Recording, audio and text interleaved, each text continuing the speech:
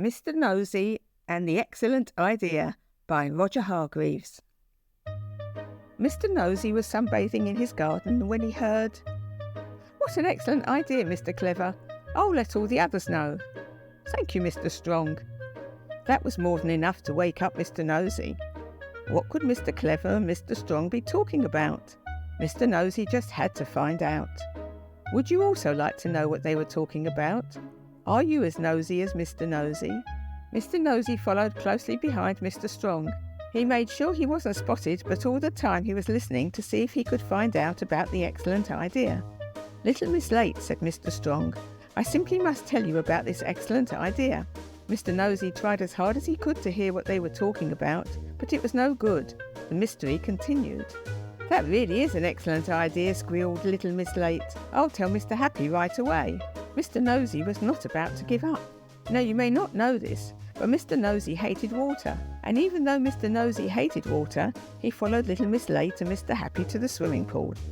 "And that's the whole story," finished Little Miss Late. "That excellent idea makes me so happy," said Mr Happy, smiling.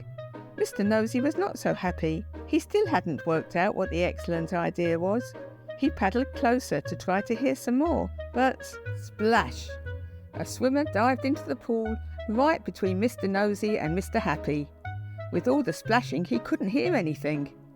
Mr Nosey was beside himself with curiosity. What were his friends talking about? He simply had to find out. The more he thought about it, the more curious he became. And the more curious he became, the crosser he became. Crosser and crosser. Would Mr Nosey give up? Would he stop spying on his friends to find out what was going on? Most certainly not. At last he found out. "They're going fishing," he said. "I should have guessed." Happy to have worked out the secret, he found a comfortable place to continue his sleep. But not for long. The more he thought about the fishing trip, the more he became curious. Where were they going? How long were they going for? What kind of fish would they be catching? Where had they bought their fishing rods? And lots of other questions besides. Without wanting to lose any more time, he rushed back to the harbour and, hop, he leapt onto the boat just as it was going out to sea. There was so much to be nosy about on the boat. While he was poking his nose into a picnic basket just to find out what was in it, he sampled a few sandwiches. Once he had poked his long nose into everything anyone could possibly poke their nose into, he went onto the main deck without anyone noticing him. He spotted his friends fishing. Had they already caught any fish? Who had caught the most? Who had caught the biggest? Mr Nosey had so many questions, and he just had to find out the answers to them all.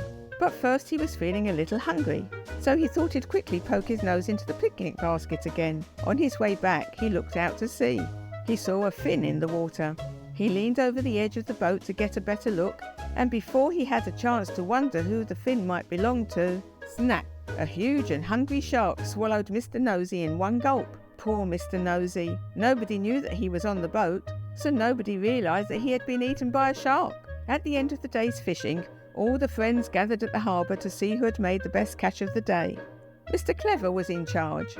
"Now let me see. If I just add that digit to that and divide by the square root of 27, that gives a total of 80 kilos. Well done, Mr. Clever suddenly stopped speaking. Can you guess why? What a shock! Mr Nosey fell out of the shark's mouth. His friends couldn't believe their eyes. They had lots of questions for Mr Nosey. How had he got inside the shark? Had he been in there for long? What was it like to be inside the shark's tummy? They were all so curious. "That's quite enough questions," said Mr Nosey crossly. "I can't bear it when people ask so many questions." And off he went, feeling rather cross and very damp. But do you think that stopped Mr Nosey from being so nosy again? Do you really want to know? My goodness, aren't you nosy?